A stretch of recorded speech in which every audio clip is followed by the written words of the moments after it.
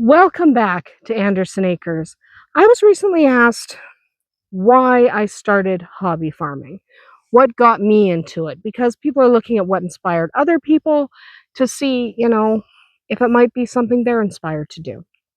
So today, I thought I would sit down and tell you the story of how this whole thing started, why I got into hobby farming in the first place, and what it's come to mean for me. Spoiler alert, it wasn't actually my idea at all. Now, if I'm being honest, hobby farming wasn't something I dreamed about or planned at all. It wasn't on my radar. I grew up in a rural area, farming area, surrounded by farming families. My own family farmed, okay, cattle and especially in Alberta. So it's not like I was a stranger to it, and that's part of why I didn't want to do it. Okay, I was a little too familiar. And it just wasn't something I wanted to do. I had my own animals my whole life, cats and dogs and pet rabbits, a chinchilla. I'd had animals my whole life, but I really wasn't that interested in hobby farming or farming at all. It just wasn't something that was on my radar.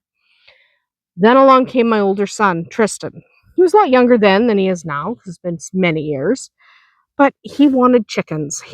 My best friend had chickens and ducks and asked him if he would look after her chickens for the weekend because she had to go away. She showed him what to do and all that good stuff. And he looked after those chickens and he fell in love. Loved chickens.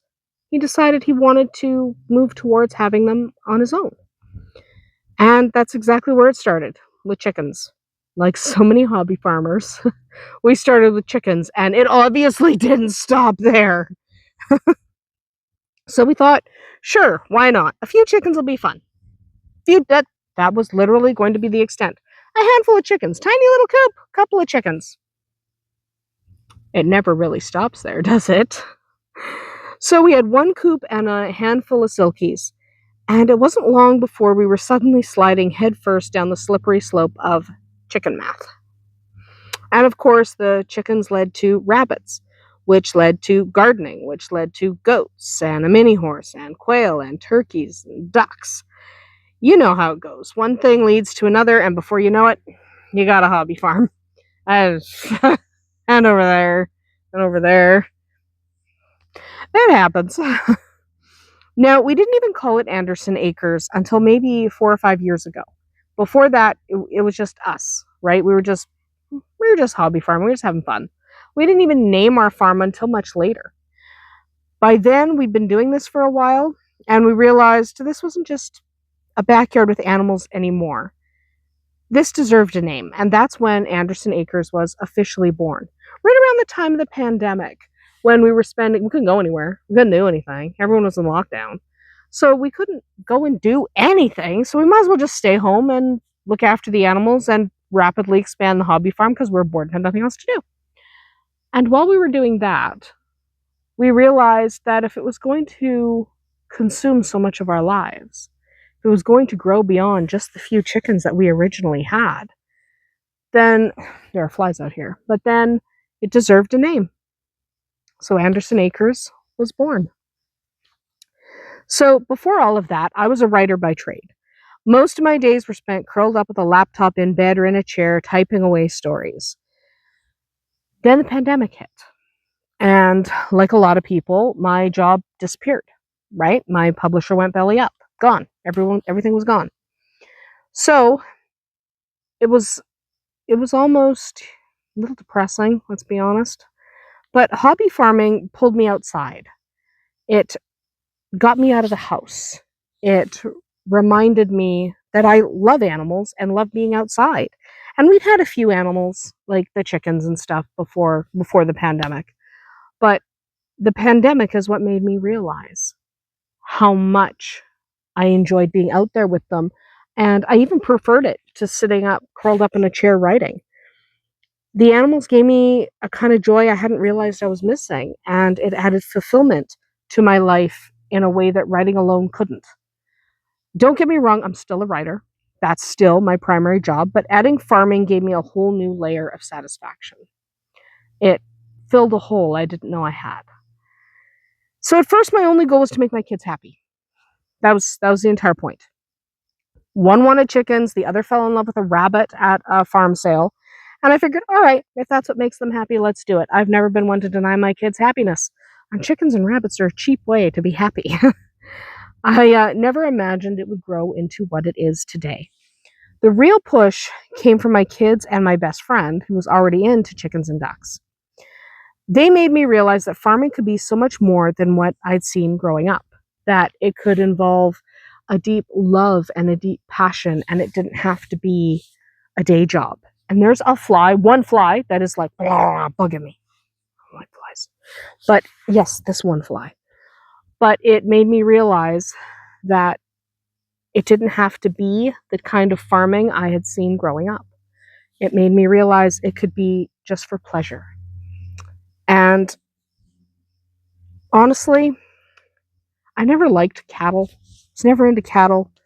And cows were a big part of what turned me off farming in the first place. Chickens, ducks, rabbits, that was a whole different story. But I mean, my family were cattle farmers, and I don't like cattle. So that kind of just, I went, nah, not the life for me. And it wasn't until I was an adult with my own children and they wanted to get some farm animals, because we always lived in a rural area. They grew up in the country too. So it wasn't until they wanted a few farm animals and I started to enjoy them that I went, you know what? There's more to it than just cattle. I don't have to have cows. If I don't want cows, I don't have to have them. So our very first step was chickens. We bought a coop. We didn't build our first one, though we would later, but the first one, we didn't build it. We brought home some silkies, and we were thrilled when they started laying their tiny little eggs. It was a blast. They were adorable, quiet, fluffy little things, and honestly, they made it easy for us to fall in love with this lifestyle.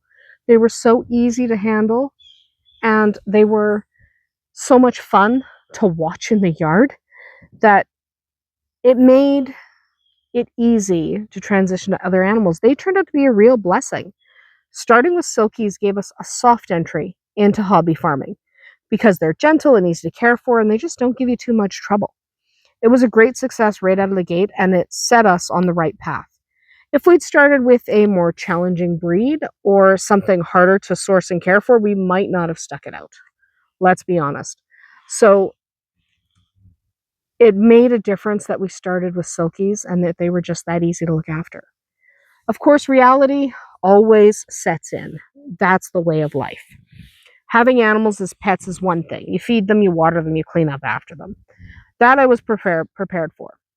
But when you scale it up into hobby farming, suddenly you don't have 3 chickens, you have 10, and 10 turns into 20, and 20 turns into 30, and I think we have 59. And then it takes so much time. Okay, you're feeding and watering and cleaning up after. It's now taking hours instead of minutes to feed your dog. I learned that hobby farming is basically a giant time suck, but in the best way. There's always something that needs your attention. A fence that needs mending, a waterer that needs fixing, a coop that needs cleaning. There's always something. And yes, you're always throwing money at it. Let's not pretend that hobby farming isn't a giant money pit. It is. Something's always breaking or needing to be replaced. The joy is real, but so are the pitfalls. So over time, hobby farming did change me in ways I didn't expect. The joy took over, and other things came with it. So first, it gave me a lot of patience. I'm not naturally a patient person. I'm very naturally short-tempered. I like to dive headfirst into projects and do everything all at once. But on a farm, you can't. Okay? You can't do that. You don't have the time, the money, or frankly, the energy to do it all right away. It's not possible. So you have to wait. You have to let things grow and develop in their own time.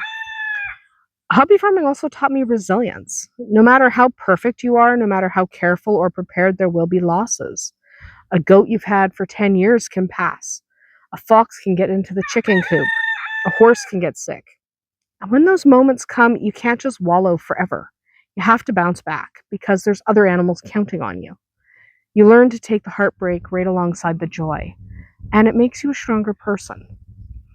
And maybe most importantly, hobby farming reminded me just how vital it is to stay connected to nature. You can't respect nature if you don't spend time with it. Living this way keeps me grounded. It reminds me that no matter how digital or modern life gets, there's value in dirt under your nails and the rhythm of the seasons. And if I had one piece of advice for someone who's thinking of starting a hobby farm, it would be this: don't bite off more than you can chew. Okay? Don't. Start small. Chickens are the perfect entry point. They're easy to get, easy to care for, and if it turns out that hobby farming isn't for you, they are easy to rehome. Don't jump straight into cattle or pigs or something big and expensive. If you do, you're going to find yourself stuck with a major investment you can't walk away from or that you have difficulty walking away from. Start small, see if the lifestyle fits, and grow from there because remember, there are real live animals depending on you. Don't get in too deep too soon. There's always time to get in deep later. Now, that is about it for us here today at Andersen Acres. I hope you enjoyed hearing the story of how this all began. Drop a comment below if you've ever had chickens take over your life, or if you're just starting out and thinking about it. Thanks for hanging out with me today. We'll see you tomorrow.